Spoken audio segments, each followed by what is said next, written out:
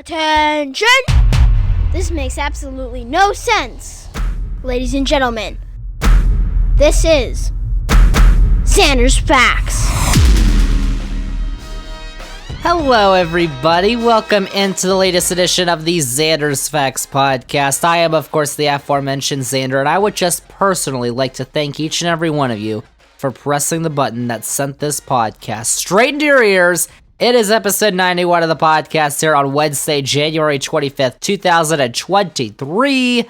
Thank you all so much for listening. It's another big podcast this week, episode 91, where we are going to, just like last week, talk about another economic topic here on this podcast, because I've got one big question that I'm asking and I want an answer to.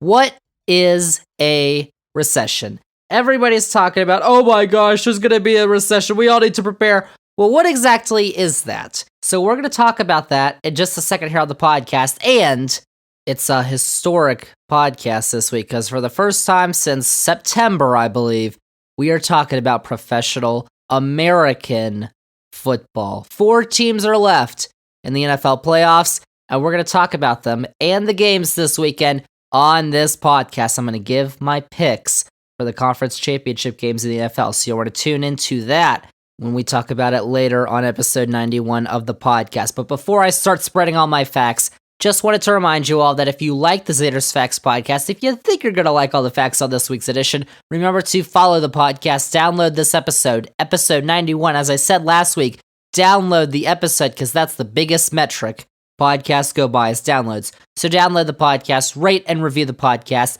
then go on all our socials, Twitter, Facebook, Instagram, TikTok. I'm on there at Zander's Facts. That is Zander with a Z. And most importantly, remember to tell all your friends. Spread the facts!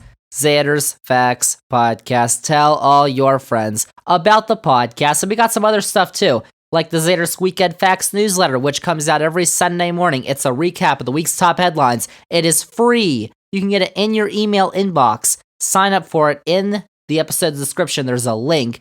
Go check out the Zander's Facts link tree. It's got the link for Zander's Weekend Facts and all the Zander's Facts links, including for the all-new Zander'sFacts.com, which includes the Zander's Facts shop. If you want to go get some facts swag for you or a friend or whoever you know, or for some random person, I don't care, go to Zander'sFacts.com, get yourself some facts swag at the Zander's Facts shop.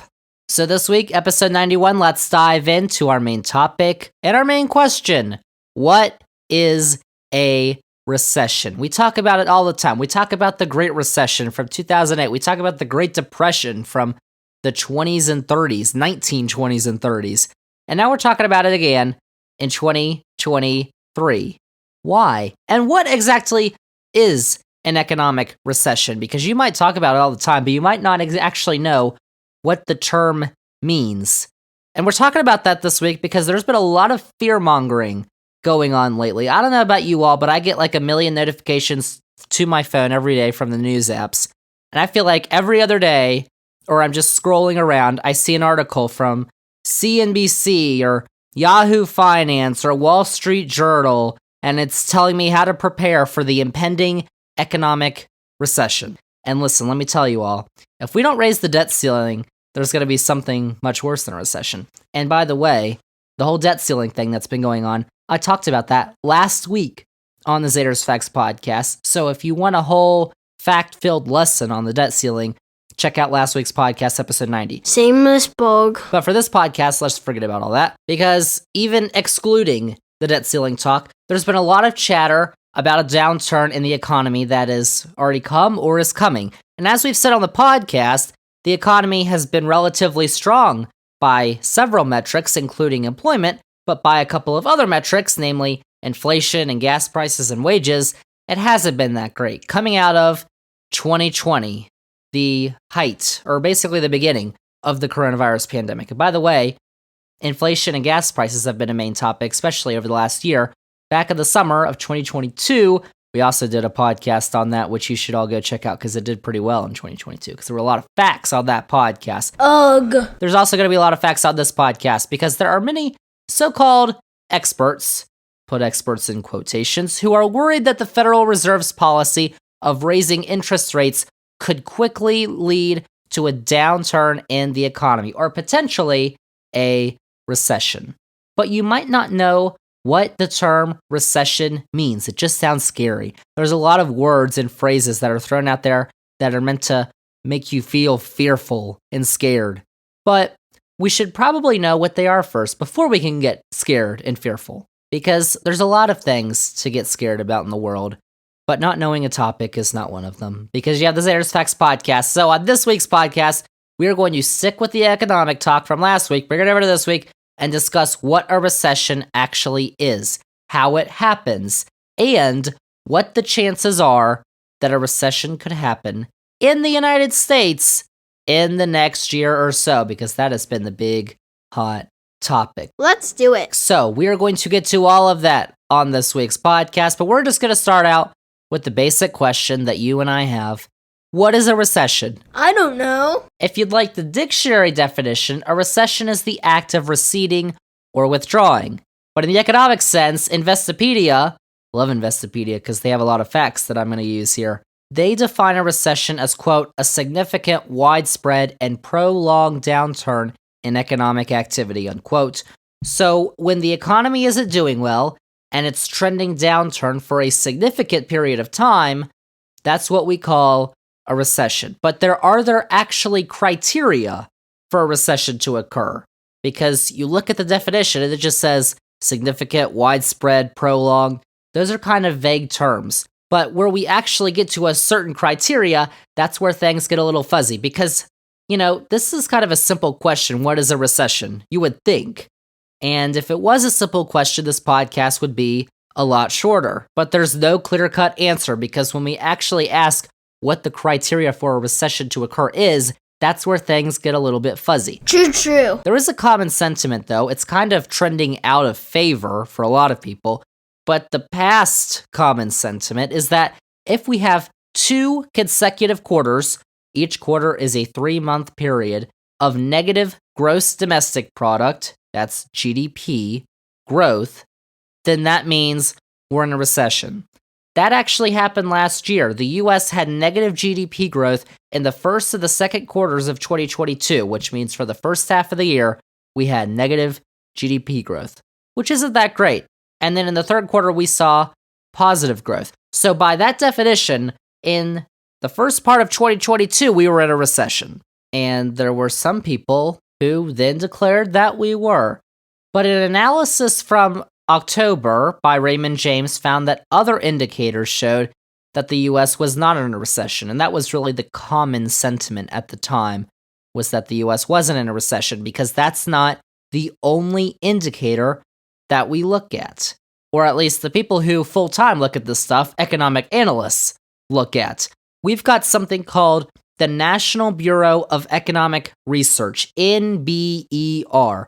It's a nonprofit and nonpartisan research organization that is the standard bearer for declaring recessions and informing on other aspects of the economy. This is not all they deal with, is recessions.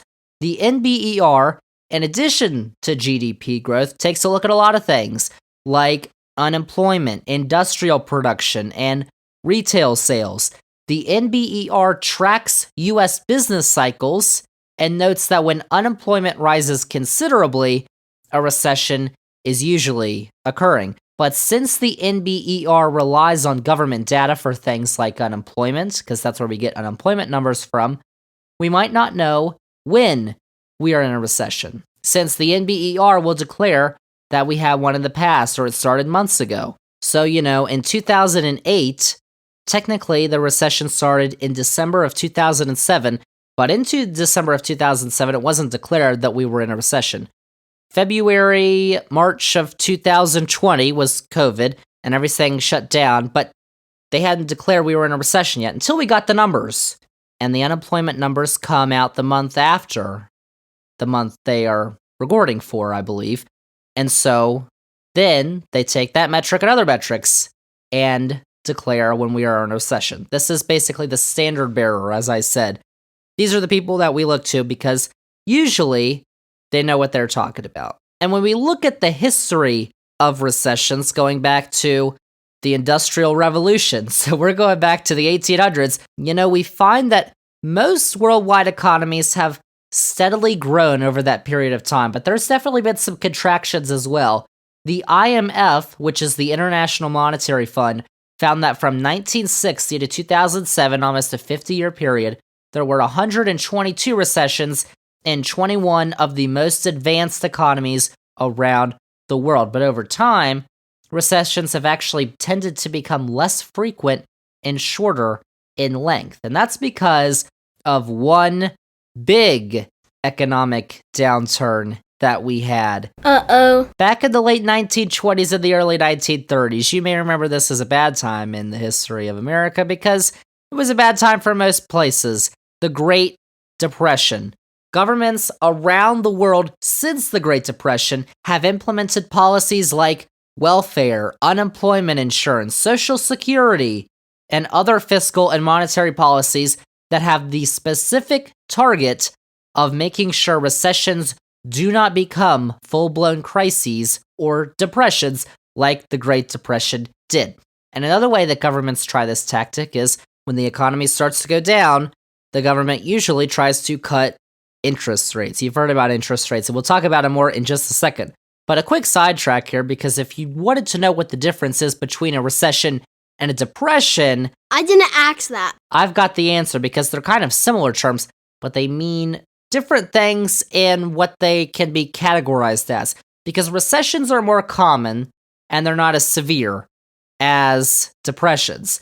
Like a routine recession usually creates a decline in GDP of about 2% or so. More severe ones could be 5%. There was a recession in 1937 and 1938, which came after the Great Depression, which sent the GDP down by about 10%.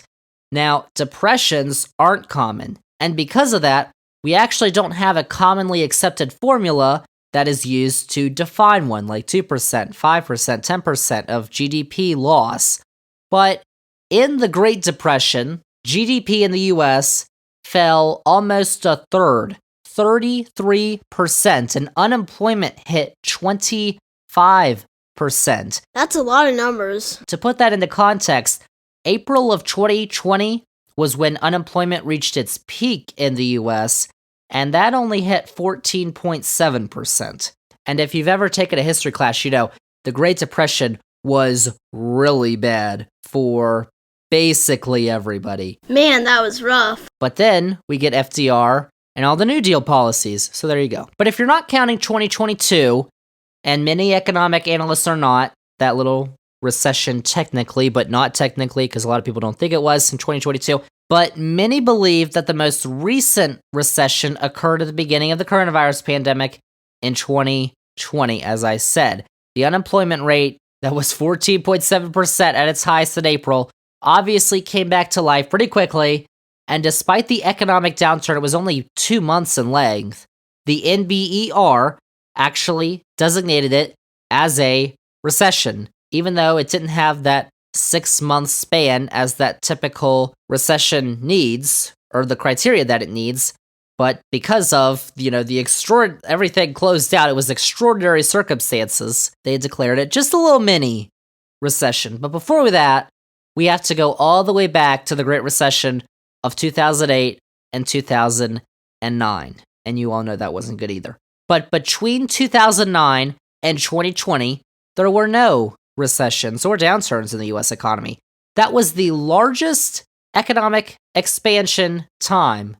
126 months between June 2009 and February 2020 was the largest economic expansion that the US has ever had. It's a fact. Between the end of the Great Recession, June 2009, and February of 2020, right as COVID starts. Largest economic expansion of the economy ever in the history of the United States. But here's another question. How exactly do these recessions happen? Because that's basically what they are, but what causes them? And the answer to this, just like to the question of what is a recession, is not clear-cut. Too bad. There really isn't a single common predictor of a recession, but obviously they've happened before. We can look at things that have happened beforehand, because since 1854, we've had 34 recessions in the US, although only 5 have come after 1980. Nice fact. But because they have happened many times in the history of the US, we could kind of look at these things and see, well, this thing predicted a recession and this one did. So we can kind of look at these different things that I'm about to talk about and, we could say, well, maybe this does predict a recession. But, of course, the issue is we would have one common thing that could predict a recession, but nothing is ever foolproof. So something that has happened before each of the 10 US recessions that have come after 1955 is an inverted yield curve. If you don't know what a yield curve is, it typically shows yields on similar bonds, stocks or bonds, on similar bonds across a variety of maturities. Maturities meaning time lengths, like short time length or long time length.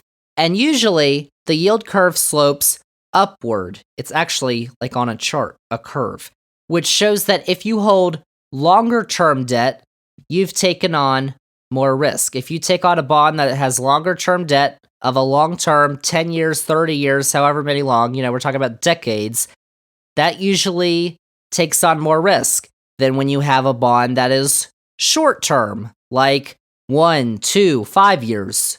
But when the curve is inverted, it's the opposite. And so now, instead of long-term interest rates having a higher percentage than short-term interest rates, long-term interest rates now have a smaller percentage than short-term interest rates. When this happens, investors are moving money away from short-term bonds into long-term bonds. And typically, we take a look at the 10-year, 2-year spread. So you can buy bonds that are 1 year, 2 years, 5 years, 10 years, 30 years, what have you. But usually, when we're looking at predictors of economic recessions, we're usually looking at the 10-year, 2-year spread, with the 2-year bonds representing the short term and the 10-year bonds representing the long term. So when we go back to 2006, the 10-year, 2-year spread was inverted. And then in 2007, long-term bonds started to outperform stocks. And the Great Recession began in December of 2007. And then in August of 2019, the spread actually inverted again. And then we had the 2-month recession in February and March of 2020, which was, COVID obviously happened with that. But maybe something with the economy would have happened anyway, if that actually happened. But we'll never know the answer. Anybody could tell you, well, this was actually going to happen. They don't know, because we're never going to know. And now you look at it today. Back in December, which was a month ago, 2022, the yield curve became inverted again. Today, actually the day I'm recording this podcast, Tuesday, January 24th, the 2-year Treasury yield stood at 4.21%. The 10-year yield was at 3.46%. That's a 0.75% difference, and it's an inverted curve. How about that? Which we're going to talk about more in just a minute. But more specifically for the question of what causes recessions, there are actually several theories that economic analysts have. One of those theories is that significant and sustained increases in oil prices can raise prices for many other things in an economy, which causes inflation, which would create a recession. That's kind of like what we saw last year with gas prices and inflation rising. Now, another theory takes a look at credit growth and consumer debt. When we take on more financial risk during good economic times, we could get a bigger return, or it could come back to bite us in the butt, because some say that a recession can be caused by insufficient growth in the money supply.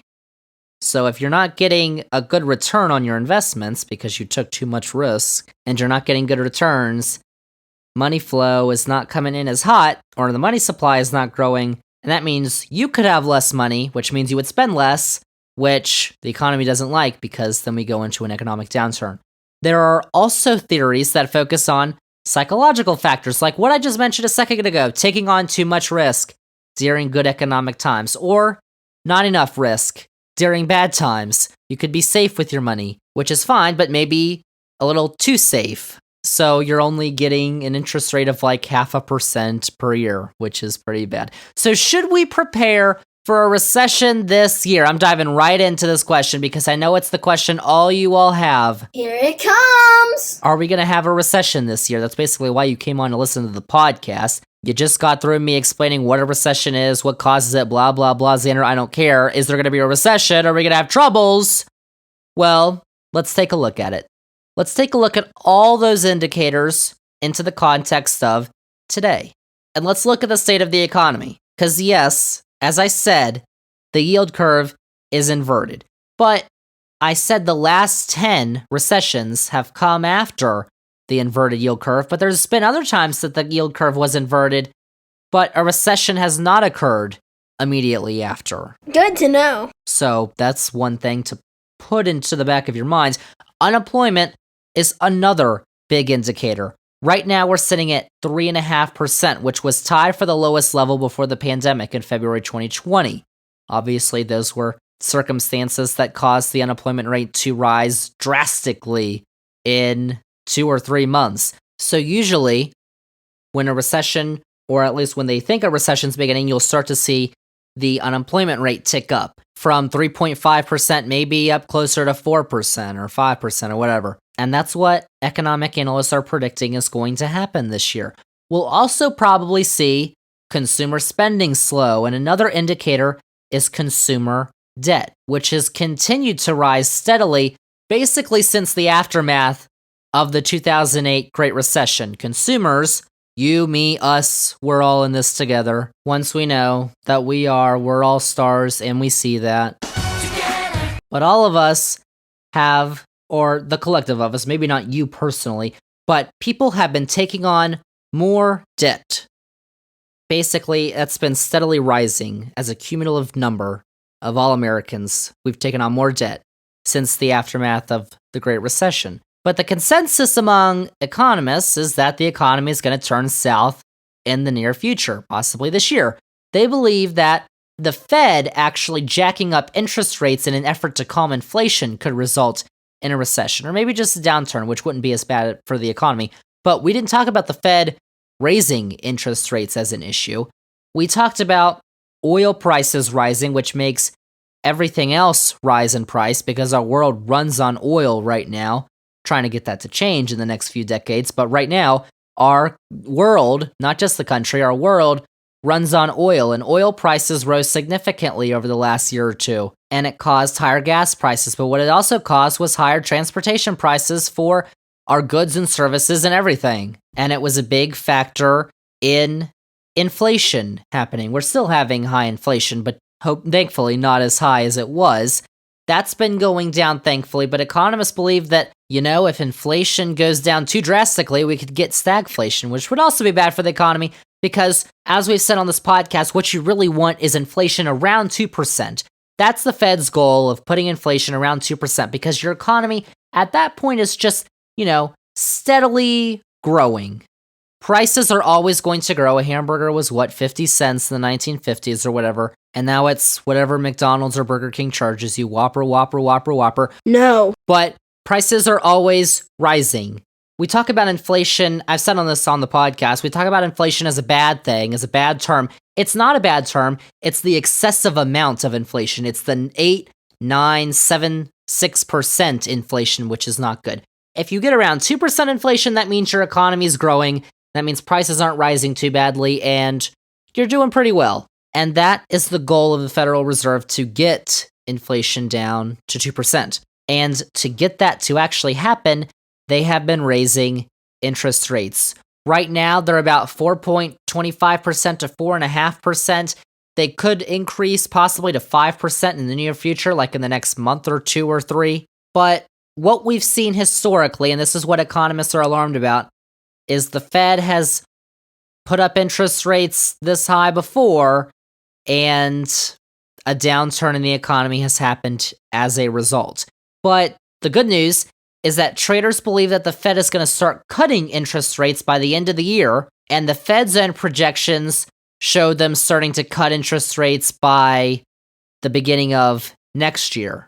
And obviously they're not going to do it until they get, at least close to their inflation goal, because that's their first priority right now, is cutting out inflation. Then you turn over to well, we just got rid of inflation. We can't cause a recession now. And so then you'll probably start to see the cutting of interest rates. And the Fed is actually projecting internally that the economy is going to grow by 0.5% this year. So clearly they do not see the recession happening. But typically when we're in a recession, I can just tell you what could happen. Economic output, employment, and consumer spending is all going to drop. And to combat this, the Federal Reserve is going to cut interest rates to support the economy, or a central bank in other countries are going to cut their country's interest rates. What also is going to happen is that the government's going to bring in less tax revenues because we are going to have more people unemployed. People probably aren't going to be spending as much or making as much. So the government's going to bring in less tax revenues. And because we're going to have more people unemployed in a recession, we have to spend more on things like unemployment insurance and other social programs. So because of that, the government's budget deficit will widen. Watch it, buddy. Widen. But something interesting is that many don't see recessions coming. Usually economists aren't screaming it from the rooftops that they're going to have one, but that's what they're doing right now. And we usually don't talk about it on the podcast beforehand. But, we can all now look back at 2008 and we can be like, oh, this is what happened, blah, blah, blah. Yeah, we should have seen this coming. Usually we don't see it coming at the time. Right now, though, they're all yapping at us that this is going to happen. So whether or not that happens, though, remains to be seen. That's the answer to the question of, should we prepare for a recession this year? Well, if you trust all the economists out there, you really, really trust them, then absolutely it will happen. Bury down the hatchets, we're all screwed. Warning. If you really, really trust them. But the data's mixed. So there's a chance it's going to happen and a chance it won't. So whether all these economists are right or whether they're all wrong, we won't know. And if they're all wrong, we can all laugh mercilessly in their faces. Ha ha, loser. But as I said, the data's mixed. There's a chance it will happen. There's a chance it won't. And obviously, we might not even know. There might be something else external that just comes about and shakes our whole world. Like a few months before COVID happened, did any of us talk about coronavirus, COVID? No, we had no clue. So anything can really happen. But is all the data trending towards a recession happening right now? No, it's not. There is some data, but as I said, there's no one metric that shows that a recession or an economic downturn is going to happen until it starts actually happening. Because when unemployment rates start rising, when consumer spending starts lowering, that's when we know that we are actually in an economic downturn. So could that happen in the next 11 months? Obviously it could, but maybe not. But we'll see. But remember that when you're dealing with economic issues, and any issue, really, to trust the facts. Zander's facts. Because usually you'd think, what is a recession? Is a simple, basic answer, but I just spent 25 minutes on it, so clearly it's not. Trust the facts. Zander's facts. And that is what I have on recessions in the economy this week. But we're not done with the podcast, because to wrap up episode 91 of the Zander's Facts podcast, we are talking about football, not soccer, even though we should talk about soccer because I'm all into it. But we're talking about American football and not college, because college is over. Congrats to the Georgia Bulldogs, who are predicted to win the game. They beat TCU. It was an absolute shellacking, a blowout. But that was the end of the college football season. But the NFL, the National Football League, professional football, is not over. I've had a lot of gripes about the NFL, okay? Most of the stuff we've talked about previously on this podcast with the NFL hasn't been good stuff. Calm down, bruh. But, there's just something about playoff football. It always gets to you. And apparently it gets to you all too, because the games we've got coming up on Sunday and the game in 2 or 3 Sundays are going to be the most watched sporting events, or any event, in the United States on TV this year. So apparently it gets to a lot of people, because, yeah, we've only got 3 games left in the NFL season, because we're the playoffs, if you didn't know, and there's just 4 teams left. The conference championship weekend is this weekend, and I am doing a whole preview segment just for you all to make sure you all have the facts. That's nice. Y'all know my picks for this weekend's matchups. I mean, by the way, I've been picking all the games on my Instagram page at Zander's Facts on Instagram since week 1. So you should go check that out. And I made picks for last week's games too.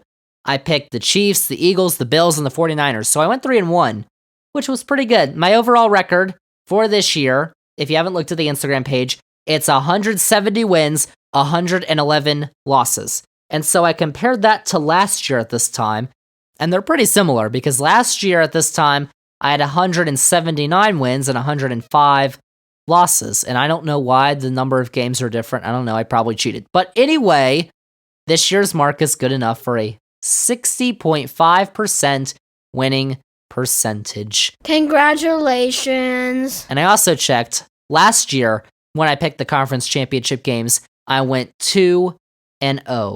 I'm just saying, you might want to listen to the facts I've got in just a second here on the Zander's Facts podcast. But as I said, conference championship weekend is here in the NFL. If you haven't been watching football all year, it's time to start caring because everybody's going to be watching it. The ratings say so.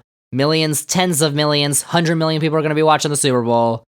Yeah, it's time to start caring about postseason football. If you haven't, if you're a diehard, then of course you've been caring since July when training camps. So even though I haven't talked about football much on the podcast this season, of course, I've still been watching. So let's get to the Final Four. This week's conference championship games. I've got previews and I've got predictions for the 2 games that are happening this Sunday. So let's get to it. We're going to start with the first game on Sunday. It takes place at 3:00 p.m. Eastern on Fox. It is the NFC Championship game between the number 2 seed in the NFC, the San Francisco 49ers.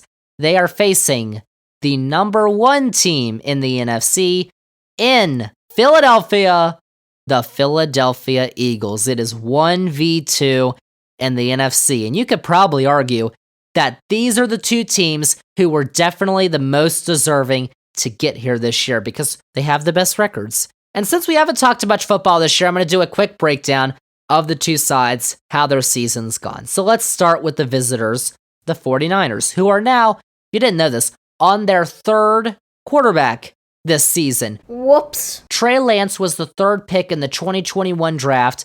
He went down in week 2 with a season-ending ankle injury. That was not good. And he was replaced by old, reliable Jimmy Garoppolo. And Garoppolo led the Niners actually to the Super Bowl back in the 2019 season. If you didn't know, they lost to the Chiefs that year. But he had San Fran humming along. They were 8-4 before he went down with a foot injury. And so now comes in a quarterback by the name of Brock Purdy, the 262nd pick in last year's NFL draft, which is also known as the last pick in the NFL draft, which has its own title, by the way, if you didn't know this. The last pick in every NFL draft is known as Mr. Irrelevant. It's true. Because after that moment, you usually never hear of him again. And you've probably never heard of Brock Purdy before unless you really follow Iowa State football or college football. But here he is, Brock Purdy. He has not lost as the starting quarterback for the San Francisco 49ers. He's started 7 games. He has not lost a single one of those games. 5-0 in the regular season and now 2-0 in the postseason. And it definitely helps. Purdy is surrounded by absolutely elite talent. His top receivers are George Kittle and Deebo Samuel, 2 of the best in the league. And oh yeah, Christian McCaffrey is the running back behind him, also one of the best in the league. And add to that, a defense that allowed the fewest points per game in the league this year. They've got extremely talented guys on all 3 levels, the D-line, the linebacking core, and the secondary. They've all got extremely talented guys. And so San Francisco took care of business against Seattle in the wild card, 41-23, their division rival. And they hung on in a thrilling division matchup with the Cowboys, 19-12. Dallas lost again in the divisional round.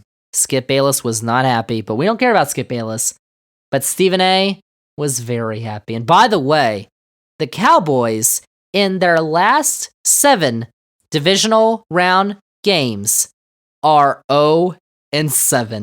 Yikes. That was a fact. How about the hosts, though? The Cowboys' rival in the NFC East. The Eagles, not the band, the football team. The Eagles with the league's top regular season record. They actually tie with the Chiefs, but 14-3. They looked like the class of the conference, maybe the league, for most of the season. They had won 13 of their first 14 games. Jalen Hurts got hurt. It was a little shaky down the stretch in the final few games of the regular season. They dropped 2 out of their last 3, but they still end up with the number 1 overall seed. So they get a bye week from the wild card round. So they have only played 1 playoff game.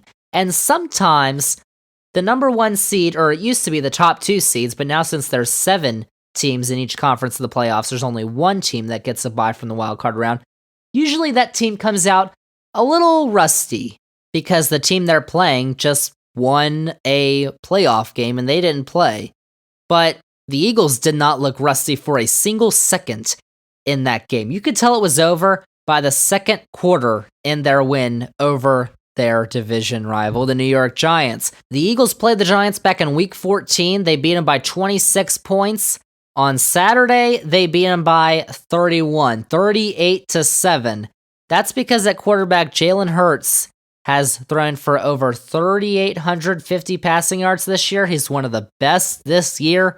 And he's also got a 3-headed monster for his receiving core with Devontae Smith, Dallas Goedert, and A.J. Brown. Smith and Brown have each put up over 1,000 reception yards this season.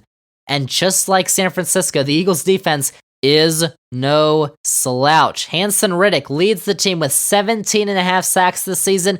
The Eagles' defense allowed the second fewest yards per game in the regular season. The only trouble with that, though, was the only team in the league that was ahead of them in that metric was the San Francisco 49ers. Too many facts. So, let's get to my fact-filled prediction, because what a thing it would be for the 49ers to actually reach the Super Bowl. Don't get me wrong, they are extremely talented, but Brock Purdy would become the first ever rookie quarterback to play in a Super Bowl. And he's also not the number 1 overall pick, not a top 10 pick, not a first round pick, not a second day pick, the last pick in the draft. And he would be the first rookie quarterback to ever play in a Super Bowl. That's cool. Now, that's the stuff. That's like stuff you can only dream about. That's something that a scriptwriter would write, and the executives would come back and be like, seriously, this is not realistic. Give me a freaking break. But we're 60 minutes away from that happening. These are 2 high-powered offenses, and they are matching up against 2 intimidating defenses. These 2 teams have been just dynamite on both sides of the ball all year long. So for me, I was like, can I really pick the Eagles? I don't know. But can I pick the 49ers? I will. I'm going to go in a tight one with the San Francisco 49ers as my pick to win the NFC Championship game and move on to Super Bowl 57. How about that? But as of Tuesday, the Eagles are 2.5-point favorites. So I'm just saying maybe I don't know. We'll see. It should be a really good game, though, because both of those teams are super good. They were the 2 best teams in the NFC this year. They deserve to meet up in this game in Philadelphia. But I've got the 49ers winning and moving on to the big game. But who are they going to play? Well, after that game wraps up, we got another game on Sunday at 6:30 p.m. Eastern Time on CBS and Paramount Plus. It is the AFC Championship game between the 3rd seed in the AFC, the Cincinnati Bengals, who are taking on the number 1 seed in the AFC. No surprise here. It's the Kansas City Chiefs. Now, I'm just going to say there were arguably 3 teams that stood above the rest in the AFC this season. You really had 3 teams, and then you kind of had the rest. 2 of those 3 are going to be facing off on Sunday in Kansas City. The 3rd lost to the Bengals last Sunday, the Buffalo Bills. So here's a matchup preview. Let's start with the Cincinnati Bengals, who were last year's representatives of the AFC in the Super Bowl. And anyone who thought that the Bengals would cool down after their magical run to the Super Bowl last year, anyone who thought that was sorely mistaken, because Joe Burrow has taken yet another step, both on the field and in his off-the-field popularity. And it helps that he's got 3 wide receivers who could arguably be the top receiver on a lot of teams. Jamar Chase is electrifying, and T. Higgins. Both of them had over 1,000 receiving yards this year. Tyler Boyd added another 5 touchdowns. But the Bill Callahan-led offense, Bill Callahan is the offensive coordinator for the Bengals. His offense has been so efficient this year that it did not even matter that the Bengals were missing 3 offensive linemen in their lineup in the divisional round win over Buffalo. In the snow. It was coming down in Buffalo during that game. In fact, in that game on Sunday, Joe Burrow was only sacked once and was pressured just 21.1% of the time on his dropbacks, which was the lowest for any quarterback in the divisional round. Gash facts. Why is that? Well, that's because Joe Shiesty, is so confident in any situation he's put in. He can release the ball so quickly, so accurately. I mean, like, no joke. He should be up there in the conversation with Patrick Mahomes and Josh Allen as the best quarterback in the league. Because all he's done, except for that injury first year, all he's done after that is win. He's gone to the Super Bowl already. This is his 3rd season. And he's about 60 minutes away from going to his 2nd Super Bowl. The only team that is standing in his way to get there, though, is the Kansas City Chiefs.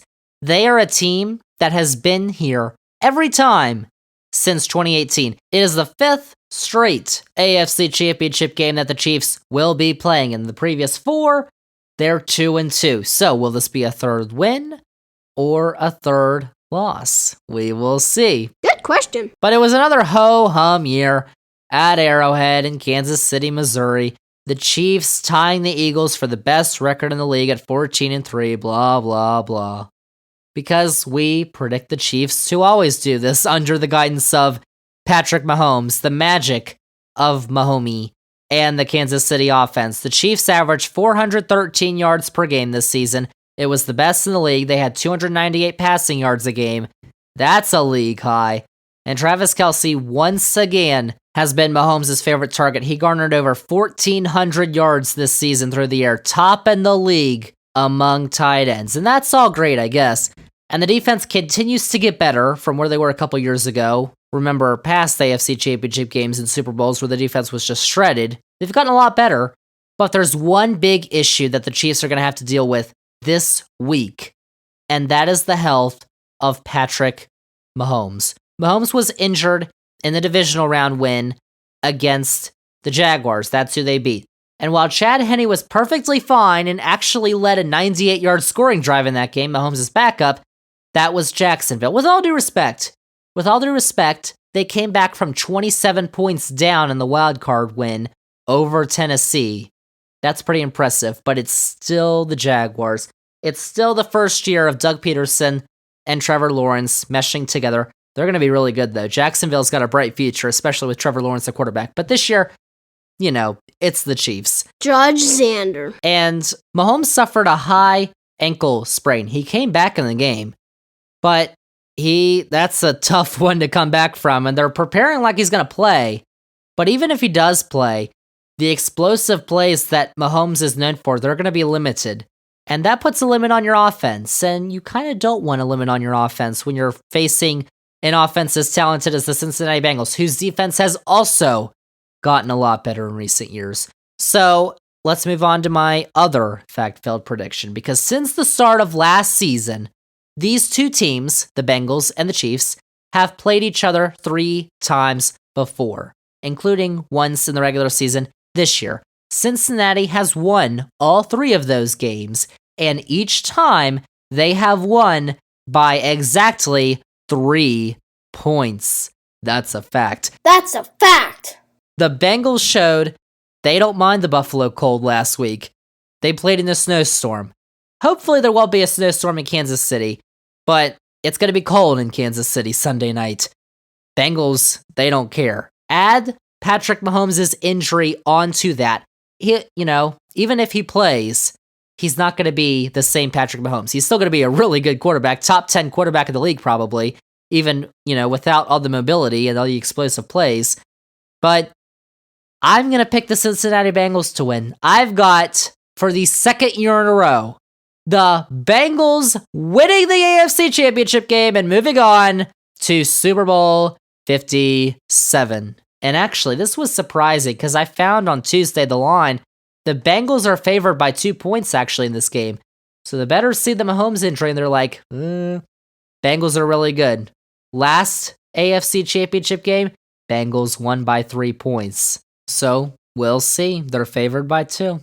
That's the AFC Championship game, the NFC Championship game, and the NFL Conference Championship games, which kick off this Sunday, second to last Sunday of the football season. How about that? So Super Bowl is coming up 2 weeks later. Of course, we're going to preview Super Bowl. I've got Niners Bengals. Sure about that? We'll see how it turns out this Sunday, and then we'll talk about it again on our Super Bowl preview show here on the podcast in 2 weeks. How about that? So, there you have it, our preview for Sunday's football games, and that is basically a wrap on all the facts I've got this week. Thank you all for slogging through all the facts with me this week.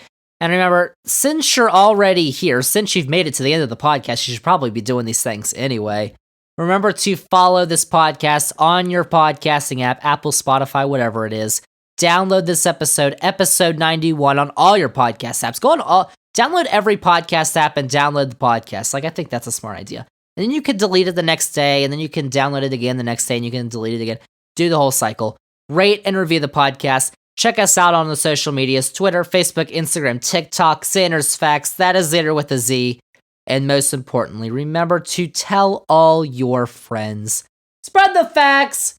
Zander's Facts Podcast. Tell all your friends about Zander's Facts Podcast. Zander's Weekend Facts, the newsletter. Sign up, special link in the episode's description. It is free.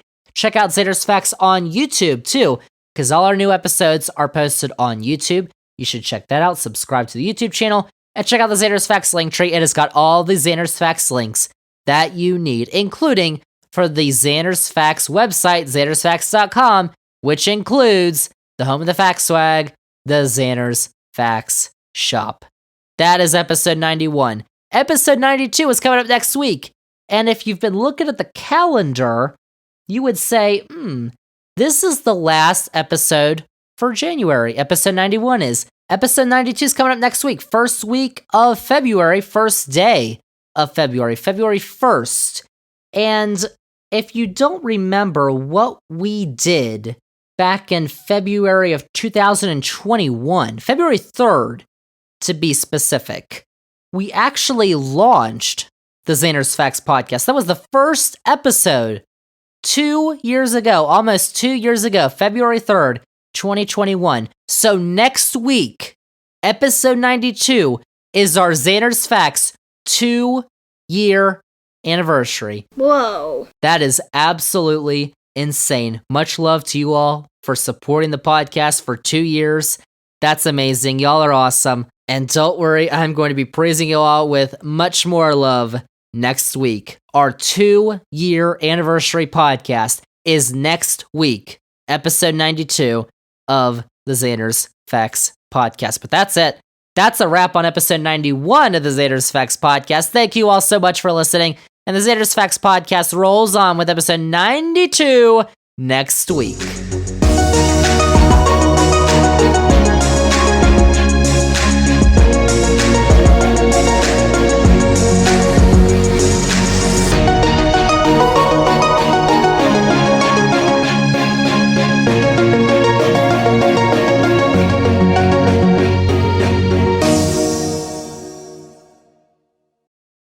ZandersFacts.com